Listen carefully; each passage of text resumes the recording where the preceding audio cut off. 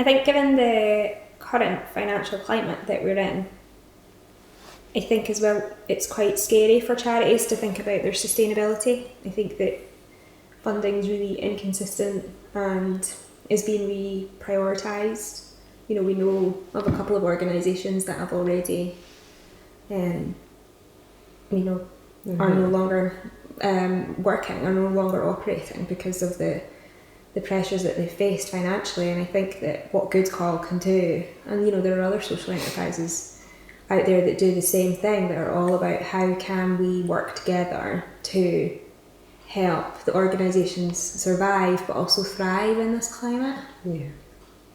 Yeah, I think a lot of them are finding it's funny when you're speaking to a lot of them at the moment, they're working so hard to try and gain and secure that funding, which I know is the case anyway, but it just seems to be so prevalent at the moment. Yeah, I think the pot's getting smaller as well. And the timescale seems to be getting quite small, and it seems to be a little bit more of a pressure, I think, on a lot of the organisations that we've spoken to. And obviously that has to take a priority, that's where we're saying to them, well, let us help you with your other services. You don't need to be on the phone to EE for 2 hours. Yeah. Because actually we can take that burden from you, and we can be doing all that work in the background for you, so you can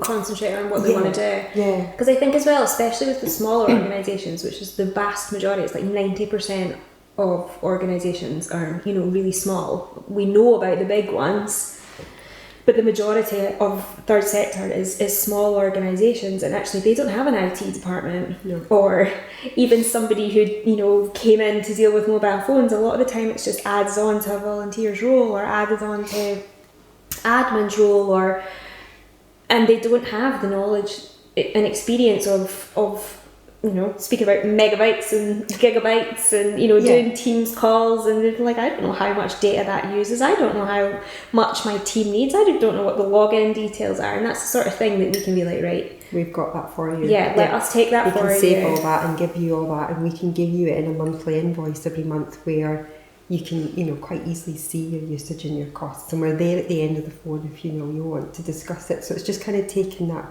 pressure off of them, and time just helps save them time, so it can then allow them to get on and do other things that they need to do. Yeah, because I think phoning a network and worrying about the language. It's so stressful. It's so stressful when you phone into your own mobile phone or your own, gas and electricity and things like, you sit there and you think, you've got to try and make time to do it. Whereas if you've got someone else that they can email or they can contact us, and we will do all that because we've got a direct channel into them. Yeah, it's so much easier. And I think with the financial sustainability, it's more than just the sort of bills, and it's.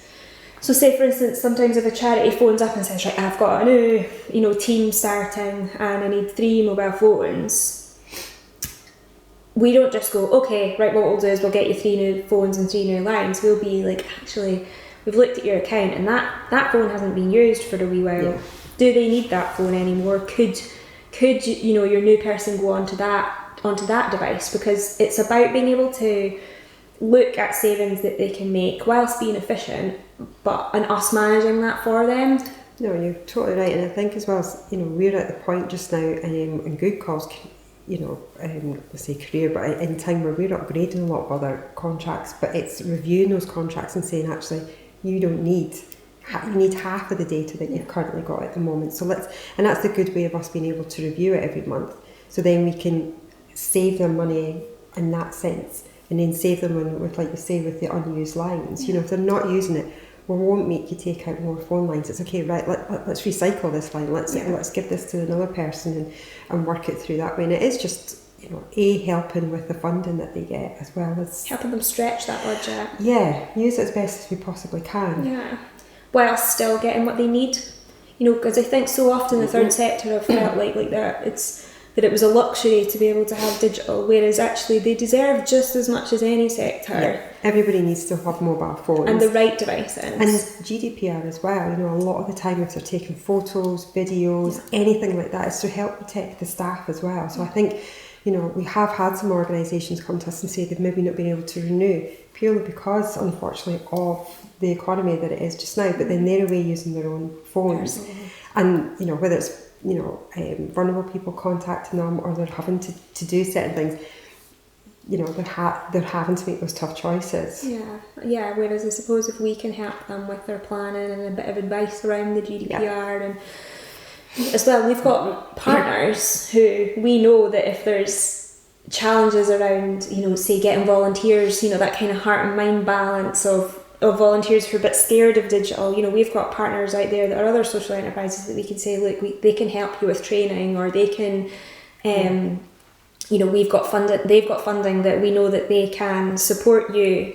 So it's working kind of collaboratively with our partners to get the charities what they need from their budgets. And I think it's about so much more than us selling mobiles, because we don't.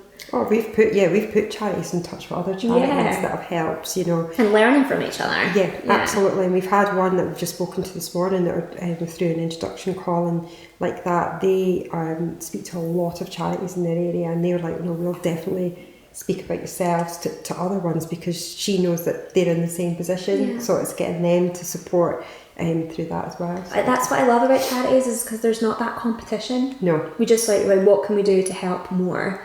And I think because, you know, we're not for profit, nobody makes a profit out of GoodCall. So all we are motivated by is the impact that we make. And so when charities are coming to us, they trust actually they're getting the device, they're getting the advice, they're getting the connectivity to improve their outcomes, not anything that changes anything for us. Nobody's going home with extra money in their pocket because of. No, it improves our outcomes, and improves, you know, by them being able to improve theirs. So yeah, it's hopefully a win-win situation for them.